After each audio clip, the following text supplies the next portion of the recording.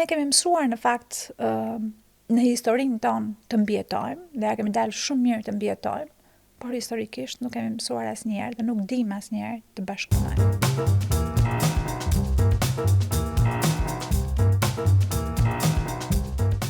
Përshëndetje dhe mirë se vini në këtë episod të radhës të Table Talk. Sot do të flasim për disa tema të cilat janë të rëndësishme, sepse jo pak herë humbasim në atë që quhet si politikat e ditës apo të gjitha ngjarjet që ndodhin brenda ditës, por kur i shohim afatgjatë, në fakt janë aq të rëndësishme sa s'bëhet. Ndërsa kur bjen fjala tek temat e rëndësishme, nuk i kushtojmë rëndësia aq sa duhet.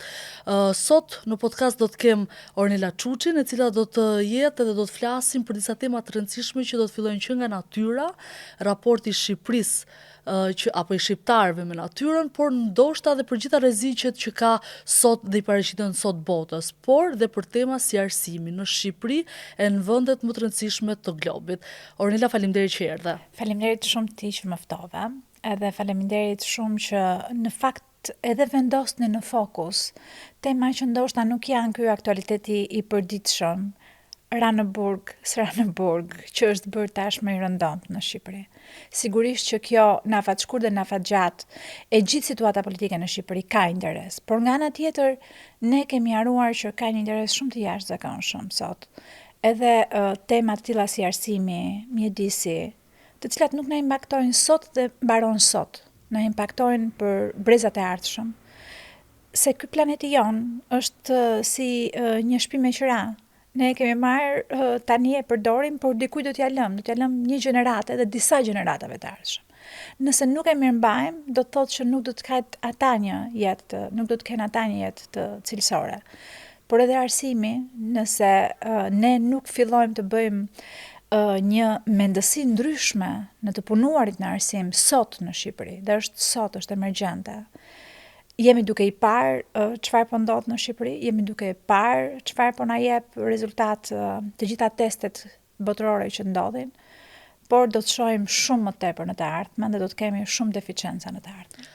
Dua ta nis nga një prezantim i yti, unë e di që publiku të njeh, por do doja ose në më saktë në Table Talk ne kemi një prezantim, po themi, të asaj që dëshirojmë të shpalosim. Dua që të më bësh një prezantim të Orneles si profesioniste, të shohim në ekran, shpeshherë për tema politike, siç ti e përmende, por ndërkohë ti je një profesioniste kur vjen puna për të gjithë pozicionet që ke mbajtur në Shqipëri, por mbi të gjitha në organizmat ndërkombëtar, kur vjen puna te klima apo ekspertë një sër fushë të ndryshme, por që janë të rëndësishme. Kush është Ornela sipas asaj që ka zgjedhur të bëj me karrierën e saj? Duke qenë se unë jam një natyrë hiperaktive, fle pak, vrapoj shumë.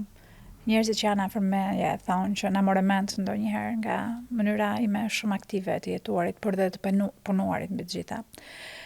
Më rastis që e nis ditën ndonjëherë duke bërë një platformë të menaxhimit të mbetjeve në Moldavi edhe mbyll duke marrë një leksion Stanfordi për energjitë e rinovueshme në botë.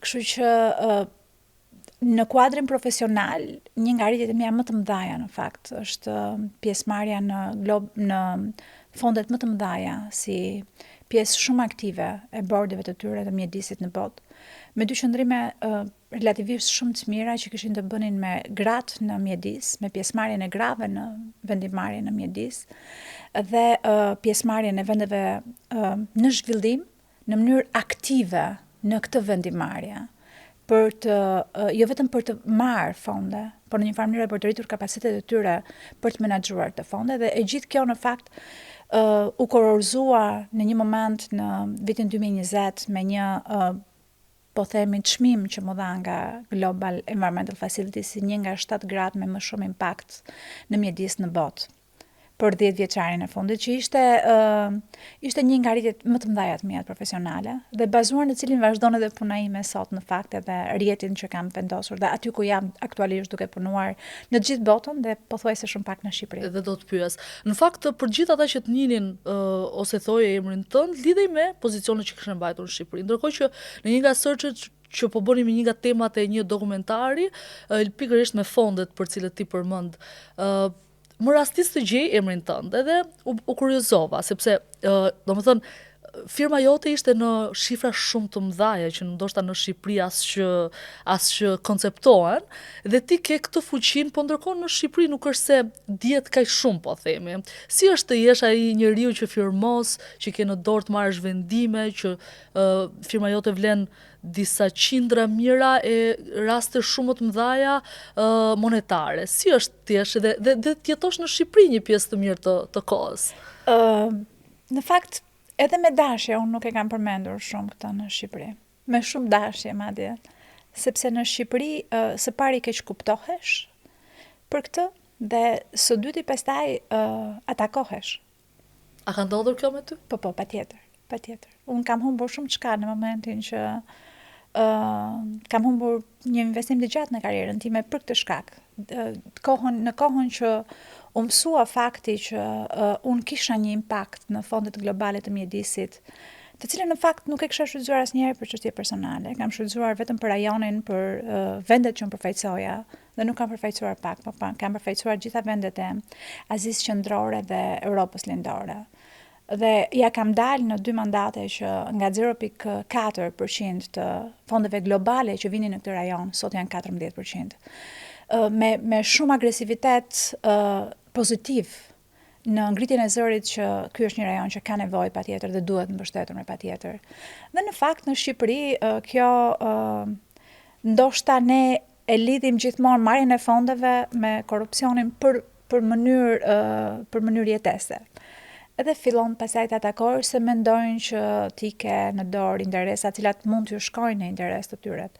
Dhe më ka rastisur dhe zhgënjim edhe personal shumë i madh për këtë arsye. Pse ndodh në Shqipëri që ne në vend që të po themi mbështesim apo të kënaqemi që dikush nga vendi jon i vogël, se ne jemi një vend i vogël dhe mundësia për të prodhuar gjëra të mëdha është gati e rrallë, shohim që nuk e kemi këtë impakt. Pse ndodh që në këtë shoqërinë tonë të vogël vazhdojmë dhe prej historisë, prej fillimit të historisë tonë kemi një grindje dhe kemi një dëshirë për të mos e parë tjetrin në pozicione të larta. Ti ke mbajtur këtë pozicion dhe dua ta përmend në kohën që tema e mbrojtjes së mjedisit ishte një temë botërore dhe rëndësia, pra ka ndryshuar kjo gjë sot, po themi, për fat të keq, për shkak të gjithë asaj që është duke ndodhur me politikën dhe me botën dhe me çka është duke ndodhur. Ndërkohë që ti e ke mbajtur këtë pozicion kur mbrojtja e klimës, kur mbrojtja e natyrës, kur e gjitha kjo kishte vënë në po themi lëvizje gjithë botën. Ne kishim Shtetet e Bashkuara të Amerikës, e gjitha organizmat e tjerë të cilat donin që fokusi të shkojë këtu sepse është një temë shumë e rëndësishme. Dhe ndërkohë në Shqipëri kemi këto atakimet e vogla, gati të papërfillshme, por që nuk i shmangim dot. Pse? Kam fatin aktualisht të punoj në vende shumë të mëdha. Për mos thënë në vendet më të mëdha, si për shembull, unë shkoj shpesh në Indi, më rastis të punoj aty, të kem ndërlidhje me vende të Unionit Afrikan, cilat janë relativisht teritore shumë të mëdha dhe me kombe që janë kombe historikisht shumë të mëdha, si nga popullsia dhe të rëndësishme, dhe si nga popullsia, si nga sipërfaqja. Dhe shikoj që madhështia e këtyre vendeve nuk përshfaqet tek asnjë individ. Dhe po, ata vinë nga vende madhështore, ndaç në histori, ndaç në territor, ndaç në pozitë gjeografike, ndaç në rëndësi gjeografike, ndaç në rëndësi densiteti popullate. Dhe pastaj ti shikon në Shqipëri që je një vend me kaq pak rëndësi gjeografike, pa dashur të atakoj mendin tim, se nuk dua të keq kuptohem, por nuk kemi ndonjë rëndësi të jashtëzakonshme krahasuar me Rusinë, krahasuar me Indin, krahasuar me vende shumë të mëdha, dhe ndërkohë rëndësia që japim vetes si individ është e mahnitshme, është e habitshme. Se sa shumë ne mendojmë që jemi qendra e botës, por nuk jemi në fakt. Nuk jemi fare dhe kësaj ne kemi mësuar në fakt në historinë tonë të mbijetojmë, dhe ja kemi dalë shumë mirë të mbijetojmë, por historikisht nuk kemi mësuar asnjëherë dhe nuk dim asnjëherë të bashkëpunojmë. Të shkojmë përtej, të ndërtojmë. Nuk dim të bashkëpunojmë, qoftë në nivel lokal, qoftë në nivel individual, e shikojmë gjën individualisht të vogël me njëri tjetrin. Dhe aty ngelet, dhe po të shikosh për shembull, dhe të bësh një analizë shumë të thjeshtë, ti nuk shikon biznese shumë të mëdha në Shqipëri për këtë arsye, sepse ne nuk dim të bashkëpunojmë. Ne vështirë bashkëpunojmë 2 biznesmen shumë të mëdhenj. në vendin tonë për të arritur një synim shumë të madh për te tyre, për te biznesit tyre, që do t'i bëjë mirë të dyve, patjetër.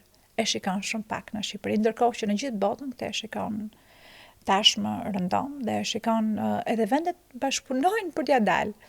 Kështu që dhe në gjithë këtë skenën botërore, po të shikosh dhe zhvillimet e sotme që janë realisht për të studiuar dhe do të studioj historia gjatë, jam e bindur për këtë.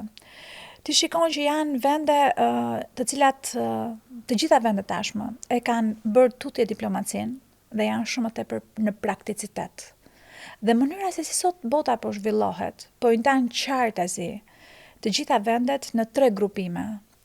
Në grupime të cilat janë të fortët dhe do të bëjnë çfarë të duan, janë të zgjuarit, të cilët ja kanë dalë me diplomaci dhe me mënyrën e lëvizjes së tyre të kenë një lloj rëndësie, dhe ata që do ta pësojnë të gjithë lëvizjet botërore që bëhen sot. Fatkeqësisht. Nuk po të pyes se ku e klasifikon Shqipërinë. Fatkeqësisht. Por ajo që është më për të shqetësuar në këtë moment është që ne ende nuk e kemi kuptuar këtë. Dhe ajo që është më shumë për të shqetësuar në këtë moment është që gjysma tjetër e kombit tonë, edhe pse jemi në 2 shtete, nuk e ka kuptuar fare këtë. Dhe ka një Kosovës. Dhe ka një slogan shumë interesant që përdoret tashmë rëndom në pjesën e marrëveshjeve të cilat po bëhen tashmë në botë.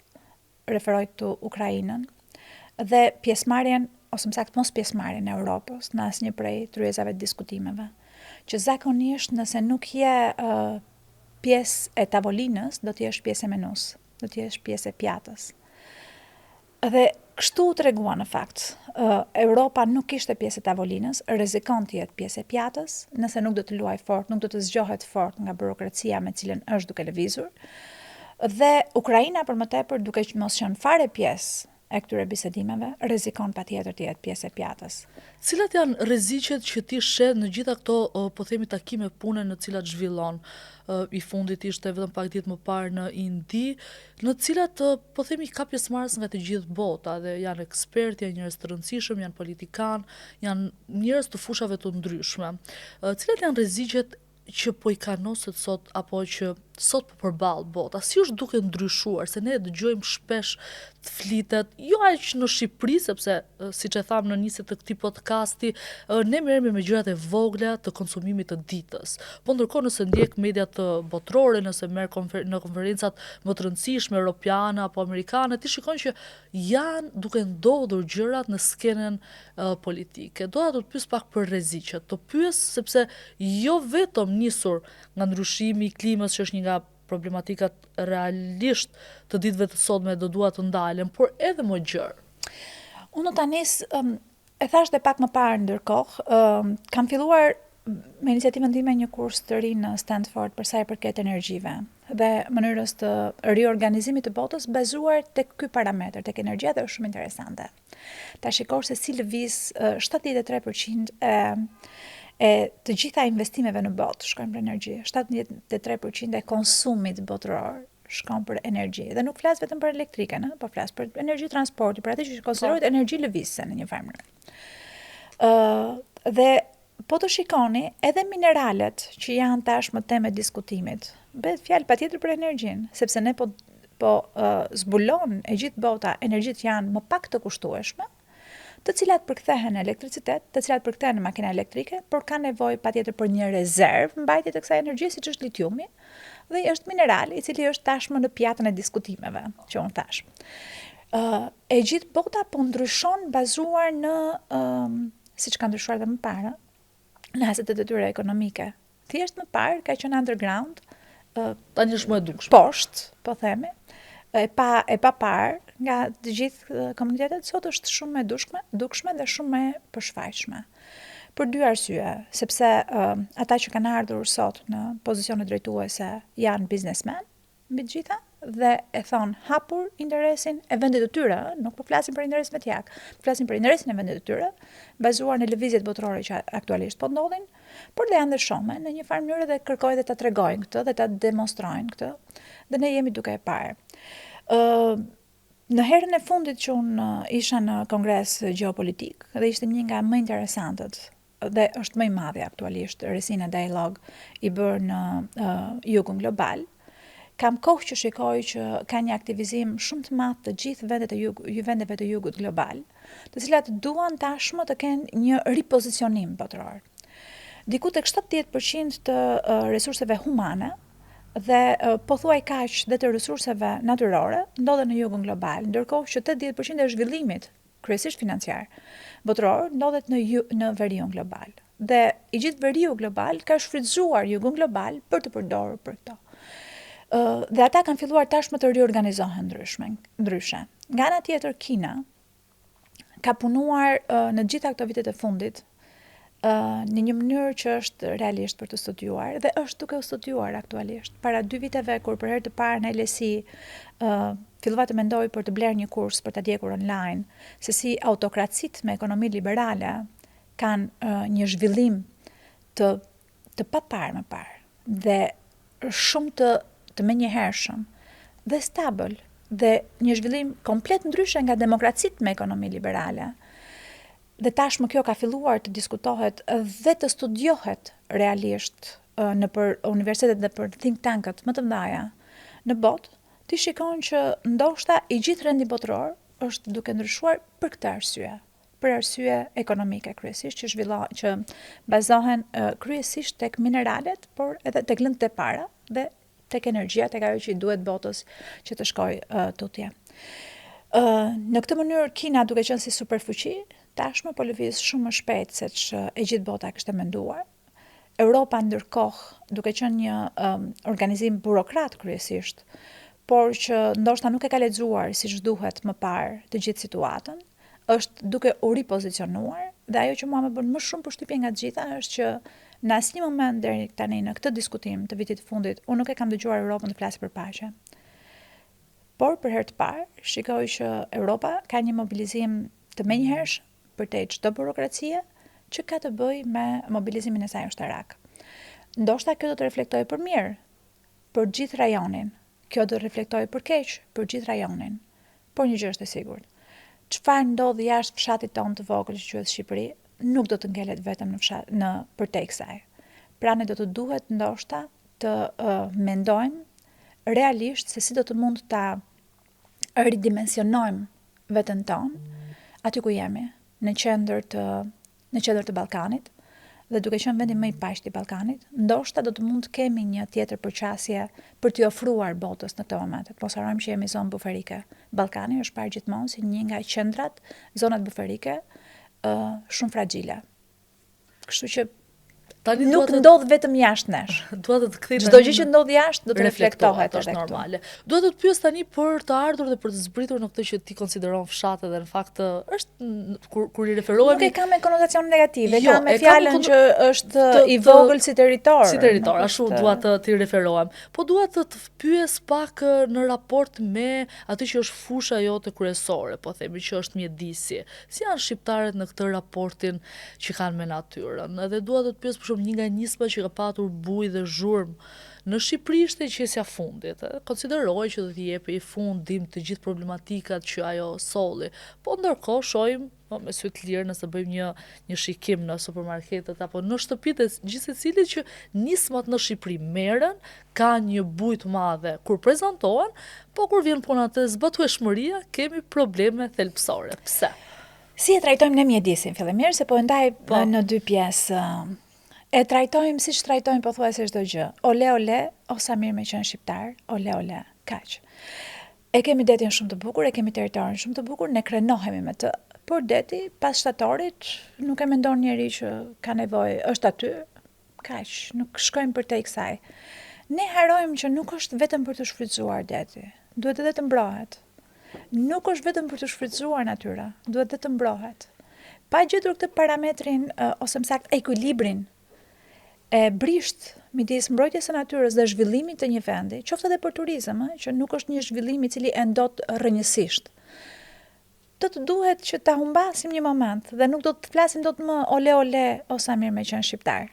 Pra duhet mendojmë pak përtej kësaj krenarisë të momentit, patjetër që duhet të kemi krenar. Jetojmë në një nga vendet më të bukura të botës. Kjo është pak po e sigurt. Dhe më besoni kam udhëtuar kaq shumë dhe kam parë çdo zonë të mbrojtur pothuajse në botë. Ne kemi një natyrë të jashtëzakonshme. Po pse s'dim të kujdesemi? Sepse e marrim të mirëqen dhe nuk dim të kujdesemi për pronën e përbashkët. Ne kemi haruar konceptin e pronës së përbashkët. Ne nuk e dim çfarë është prona e përbashkët. Po them si kuriozitet, në 1400 në kodikët e Shkodrës, unë kam gjetur të shkruar ligjin e parë në Shqipëri për mjedisin, për mbrojtjen e mjedisit. Dhe specifikohej, flasim në kodikët e Shkodrës. 1460, ju kërkoj ndjes nëse bëj gabim me vitin. Shkruaj që në qoftë se dikush lë mbetjet e tij jashtë pragut të derës, gjobitet, dhe nga gjobitej 12 grosh, nga cilat gjysmat i shkonin komunës, gjysmat i shkonin Venedikut. Pra ishte i shenjtë dhe është i shenjtë mjedisi. Duhet mbrojtur si aset i shenjtë që na është dhënë. Dhe tani shkojmë pak për të qesja e fundit apo për çdo aksion. Nismat që merren për mjedisin. Ne jemi mësuar dhe vazhdojmë për fatkeqësinë tonë të funksionojmë me aksione. Nuk është mbrojtja e territorit një aksion. Nuk mund të bëhet me aksione. Nuk që ka një nisje dhe një përfundim. Me aksione vullnetare dhe këtë duhet ta harojmë më dhe nuk duhet ta bëjmë më. Aq më keq pastaj kur nxjerrim edhe kryeministrin pa doreza për të pastruar, se shkon pastaj përtej asaj dëshirës për të pastruar. Por nuk dua të kapem këto, dua të kapem tek fakti që më leni të ndaj një histori personale për këtë, edhe profesionale ndërkohë. Janë disa nga nismat që unë mundova të ishin nismat e mia, me idealin tim për të bërë 2-3 gjërat që do të linin gjurmë në këtë vend. Një nga këto nisma ishte qesja e fundit që ju thuaj, që ju vë një pasi unika emri nisma qesja e fundit, por ne nisëm që të hiqnim komplet qeset nga territori shqiptar. Dhe me shumë idealizëm, unë shkova përtej kësaj duke menduar që ndoshta 10 specifikime të materialeve single use plastic që quhen, plastik një përdorimshë, do duhet të iknin nga territori shqiptar. Dhe ne jemi territor shumë i vogël dhe shumë lehtë i kontrollueshëm, duke parë që këtej kishin bërë pothuajse të gjitha vendet ku unë shkoja për të vizituar nuk kishin më përdorimin e qeseve. Dhe erdha me idenë dhe shpalosa madje edhe te kryeministri një ide se si do të mund ta bënim këtë në disa faza dhe u fillua fillimisht me fazën që do të duhet që gjitha qeset kishin biodegradant brenda dhe nga ana tjetër të kishin edhe një trashësi të caktuar të qeseve për të kaluar mandej në fazën tjetër që do të zhdukeshin plotësisht qeset. Dhe arsyeja pse u bë me faza ishte që të mos cënonim plotësisht biznesin i cili i prodhonte këto qese, por nga ana tjetër edhe të jepnim një impakt të avashtë popullsisë për ta thithur dhe për ta bërë të vetën të gjithë këtë. Dhe si që ndodh tashmë në Shqipëri, reformat bëhen thjesht për të hapur dhe për të mbyllur dhe ne kemi më shumë reforma se që kemi gjurmë në këtë vend. Dhe ku ngeci në të gjitha hallkat e funksionimit. Së pari ngeci në faktin që nuk kishte aparatura brenda inspektoriatit të mjedisit, të cilat do të tregonin sasinë e materialeve të biodegradueshme brenda qeses. Po a dinit ju, Ornela, në momentin që marrim ne nisma që nuk e kemi kapacitetin si vend për ta bërë këtë gjë, pra a funksionon një bashkëpunim i kësaj gjëje apo kur gjendesh para faktit ndodh ta shohësh? Ne vendosëm që ta kryenim deri në fund dhe filluam të gjenim mënyra si do të evidentonim çdo problem që ndodhte në sistem. Dhe unë thash filloi tek fakti që do të na duhet të kontrollonim këtë me inspektoriatin dhe të na kontrollonim edhe sasinë edhe trashësinë e qeseve dhe sigurisht që edhe kur nuk e ka një gjë vet, shteti e blen ose e merr tek privati dhe funksionoi fillimisht e gjithë kjo. Pastaj ngeli në dorë të një organizmi që quhet inspektoriat. Cili do inspektoriat. Dhe unë nuk jam për një shtet që funksionon me inspektoriate. Absolutisht. Dhe këtë kam parë më së miri në shtetin shqiptar. Gjithçka që bazohet tek puna e inspektoriateve është e destinuar të funksionojë jo mirë, se unë nuk dua të përdor fjalë të cilat nuk do të doja të përdorja në askund. Por nuk mund të funksionojë i gjithë shteti bazuar në inspektoriate. Dhe aty plotësisht le të themi e gjithë nisma ime që doj, dhe që doj në faktin që pas kësaj të gjithë grupet e interesit e atakuan të gjithë nismën. Dhe kësaj ne përfunduam në dështim. Por njëjta gjë më ka ndodhur për shembull edhe për automjetet. Një nga vendimet me cilat unë e nisa me shumë pasion për ta çuar tutje në qeveri dhe kaloi në qeveri, ishte ajo për ndalimin e flotës së vjetër të automjeteve që vinden në Shqipëri dhe vazhdon të vinë në Shqipëri. Dhe nuk ka pse ne të marrim gjithë fundërinat e botës më në këtë vend. Nuk kemi asnjë arsye pse. Po që se ne kemi probleme me ndotjen e mjedisit, kryesorja në vend është transporti dhe kryesorja është përdorimi i flotës shumë të vjetër të mjedisit, përveç cilësisë karburantit, por një nga faktet është përdorimi i flotës shumë të vjetër të automjeteve që ne kemi në vend. Ky vendim më zgjati vetëm një javë. Brenda një jave ishte shfuqizruar si vendim edhe do na duhet pastaj tipike për të kuptuar se si funksionon. Për të kuptuar. Arsyeja kryesore ishte kjo dhe po sot në Shqipëri situata është shumë më keq se çka qenë 10 vite më parë me qeset plastike dhe arsyeja pse është sepse çdo familje me evidencë vërtetohet që ka përdorim 8 qesesh plastike në ditë. Ne jemi diku tek 570-560.000 familje, ose kemi qenë në rastin më të mirë, dhe bëhet fjalë për një 5 milion qese plastike në ditë të përdorura. Sot këto qese plastike që vazhdojnë të përdoren, ndoshta jo 8, ndoshta jo 5 milion, por 4 milion, kanë dy probleme më të mëdha se ç'kanë pasur më parë. Kanë një trashësi shumë më të madhe, sepse të tillë kemi vendosur në ligjin e fundit dhe është ligji më i çuditshëm që unë kam parë dhe nuk janë absolutisht fare të biodegradueshme, edhe pse këtë e parashikon ligji. Dhe kjo mund të evidentohet në mënyrë të menjëhershme duke parë sa preparat të biodegradueshëm ne jemi duke importuar se vetë nuk e prodhojmë. Tani do të çojmë nga një problematikë që është me mjedisin, cilët ne nuk e shohim, po ndërkohë e ndjejmë, tek një problematikë tjetër të cilët përveç se e ndjejmë dhe e shohim. Është arsimi. Dua ta prek përpara se ta mbyllim këtë podcast sepse për shkak të profesionit edhe gjithë punës tënde të bie që të kesh një periudhë kohë të japësh mësim në Shqipëri, në universitetet publike dhe private dhe një periudhë kohë të jesh në, po themi, në mësim me student nga e gjithë bota, po kryesisht në Indi. E marr Indinë sepse është një nga vendet cilët arsimin e ka shumë të rëndësishëm. Dua të di çfarë vëren, çfarë nuk po shkon në Shqipëri, pse ne kemi lënë një nga elementet më të rëndësishëm që na definon si shoqëri o do të na përfaqësoj si shoqëri këta breza që po rrisim sot, të degradohet dhe të shkojmë në këto problematika kaq të thella, cilat në fakt jo shumë i shohim të shfaqura në media, po secili prej nesh që ka fëmijë arrin t'i kuptojë me rastet edhe të fundit, cilët janë të tmerrshme, që po përballemi me to. Arsimi në Indi është fe.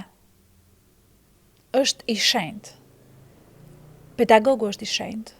Dhe i tillë përballet, dhe më besoni për këtë. Gjatë qëndrimit tim, për shembull në kampusin universitar, unë shikoja që ata vinin në mëngjes dhe donin patjetër të më përgatisnin dhe mëngjesin që ishte një gjë jashtë çdo parashikimi logjik timit. Domethënë, ne hanim të gjithë bashkë mëngjes bashkë me kolegët, dhe unë nuk e mendoja dot që do të mund dikush të vinte na i përgatiste ushqimin. Ne duhet ta përgatisim gjithë bashkë në kulturën time, por ata e shikojnë realisht pedagogun si të shenjtë. Dhe të tillë e marrin dhe arsimin. Arsimi për ta është i shenjtë, e dini pse dhe pse nuk është i tillë në Shqipëri. Sepse dia është fuqi dhe kështu konceptohet në vendet si India, apo dhe në vendet tjera që unë kam qenë, në Finland, po deshët. Unë kam disa module që jap në vende ndryshme. Është fuqi. Tek ne, arsimi është një flet, defter bakalli ndonjëherë, që quhet diplom. Dhe ne mjaftojmë me këtë. Ne shkojmë, arsimohemi për të marrë atë diplomën dhe kaq. Dia është shumë më tepër se një letër. Është një fuqi që ti e ke përgjithmonë. Dhe do të duhet ta zhvillosh përgjithmonë në mënyrë që ta mbarësh, sepse bota evolon me ritme të shpejta, shumë të mëdha. Ky është ndryshimi. Tani po shkojmë tek ti e ke vajzën e vogël, unë sapo jam duke e nxjerr edhe të dytin nga arsimi shqiptar në këtë moment, nga arsimi para universitar në Shqipëri. Dhe çfarë vëre unë? Së pari, përveç faktit që nena i ka shkatruar, le të themi, rëndësinë e arsimit, fakti që me diplom ti bëhesh ditën e parë të punës drejtor. nëse ke një diplomë, nuk ka rëndësi çfarë diplome është ajo. Por për arsye të backgroundit familjar partijak, po deshë të rëndësisë të babit, rëndësisë të mamit, të qëndësishme. rrethana që s'kan të bëjnë as me dijen kur farsoj, ti ke benefite dhe i vetmja gjë që të duhet në dorë për t'i marrë këto benefite është një defter bakalli që quhet diplomë. Për këtë arsye, ne e kemi të çvlerësuar maksimalisht diplomën. Së pari. Së dyti, pastaj shkojmë pak tek mësuesia, duke që se unë jap mësime dhe te Fakulteti i Shkencave, është përtej fjalës e trisht, është tragjike fakti që sot në kimiti mund të kesh 4 deri në 7 student në vit. Sepse unë jam duke menduar çfarë do të bëj vajza jote nesër për të studiuar kimin, nëse i duhet për të shkuar për mjeksi. Se unë e nxora djalin tim. Po goca jote çfarë do të bëj? Nuk do të jenë më këta mësuesit, që sot janë 60 vjeç. Dhe e dyta, dhe tjetër në arsimin shqiptar, e treta, për 30 vitet e fundit, ata të gjithë që kanë pasur mesatare 4,5 kanë shkruar për mësuesi. Të tjerët kanë shkruar për këto çështje trendi që ne kemi pasur kohë pas kohe, ekonomik, juridik, më të mirët pastaj kemi çuar mjeksi, inxhinieri. Çfarë kanë ngelur kanë shkruar në çështje trendi, dhe çfarë kanë ngelur për mjeksi? Kanë qenë ata që kanë qenë jo të mirë në shkollë të mesme. Dhe një student i cili vjen me mesatare 5-6 nga shkolla e mesme, çfarë mund të japi nesër fëmijës? Do të jetë nesër mësuesi? A mund të jetë? Mësuesi i bankave të shkollës nesër? Unë nuk dua të paragjykoj askënd. Nuk e kam në mendje të paragjykoj askënd. As atë që mëson pak, as atë që mëson shumë, sepse diku do t'japi. Por fëmijës tim, një fëmijë i cili e ka kaluar fëmijërinë e vet, klasën e 8, klasën e 9, duke mos e marrë dot klasën e 8 dhe klasën e 9, nuk mund të bëhet mësuesi i fëmijës tim. Duam apo nuk duam, pa paragjykuar askënd, ndoshta jam më e egër se ç'duhet në këtë definicion, por e kam mësuar në kuris me të dy fëmijët e mi. Dhe duke e parë se çfarë kam kaluar, pres që do të jetë shumë më keq se kaq.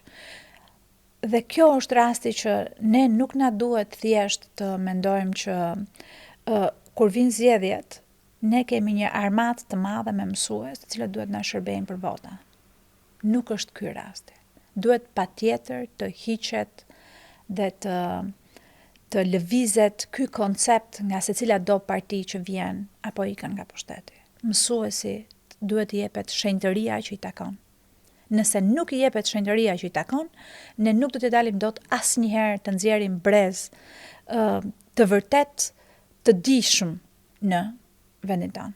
Dhe pa një brez të dijshëm, çfarë do të bëjmë? Do të nxjerrim gjithmonë deputet të cilët e kanë ditën e parë i thon punës mirëmëngjes në parlament. Kjo na duhet. Nëse na duhet kjo, atëherë, okay, jemi në rrugën e duhur. Por nëse nuk na duhet kjo, atëherë do të duhet patjetër të ndryshojmë konceptin dhe të ndryshojmë në bankat në universitet, në atje ku vendosen vërtet dijet. A mjafton për shembull fakti që atyre që sot shkojnë për të studiuar kimi i jepet pagë minimale? Ndoshta edhe duhet, por fakti është që nuk po na shkojnë më shumë. Dhe pra e gjithë kjo praktik po ndryshon. Ka pasur, ne nuk do zbulojmë asnjëherë rrotën. Ne nuk jemi një vend që do të zbulojmë rrotën ndonjëherë në jetën tonë. Kjo asgjë re nuk është në këtë diell, kështu që për çdo lloj shoqërie. Por do të mundemi gjithmonë të shtrojmë shinat e duhura për të lëvizur kjo rrota që është zbuluar nga dikush tjetër. Patjetër. Është e domosdoshme kjo. E kam bërë këtë vende të tjera më parë. Sot, kur unë kam studiuar në Greqi, unë e kam bërë shkollën në Greqi, mësuesi i fizikës dhe i matematikës paguaj 3 fishi i mësuesit të historisë. Unë nuk e dija, nuk e kuptoja dot atëherë pse, por ndoshta edhe ata e kishin kaluar këtë krizën tonë. Dhe duke e bërë shumë të vlerësuar mësuesin e matematikës dhe të fizikës në shkollë, detyrimisht që më të mirët shkonin për matematikë dhe fizikë. Se patjetër duhet të jesh më i miri për të shkuar për lëndë të tilla. Duam apo nuk duam? Ka nevojë patjetër që të jetë një nxënës që vjen nga gjimnazi që të ketë një nivel shumë të lartë në matematikë dhe fizikë në mënyrë që të përballojë matematikën dhe fizikën në universitet. Unë dua të të falenderoj për gjithë bisedën e sinqertë dhe për gjithë ato që ti ndave me ne. Jo të gjithë e bëjnë sot në ditët e sotmit. Konformizmi në Shqipëri është bërë po themi arma e cila përdoret lehtë dhe kështu që dua të të falenderoj që ishe në Table Talk dhe për gjithë ato që ti ndave me ne. Faleminderit shumë. Unë jam e bindur që edhe do paragjykohem, edhe do keq kuptohem. Por kohët e fundit kanë filluar, po them, unë punoj shumë pak në Shqipëri, kështu që shumë pak më intereson. Është shumë e rëndësishme të jesh njeri i lirë. Është jashtëzakonisht shumë e rëndësishme të jesh njeri i lirë. Edhe gjërat që them unë i besoj. Dhe i besoj thellësisht. I kam kaluar vet, i ndjej tek fëmijët e mi. Dhe unë mendoj që ky vend nuk ka nevojë vetëm për aksione vullnetare. Ka nevojë për 2-3 reforma, por reforma që të lënë gjurmë. Faleminderit. Faleminderit juve. Kështu i vjen në fundi dhe këtij episodi të radhës të Table Talk. Ju ftoj që të na ndiqni në episodet e tjera. Faleminderit.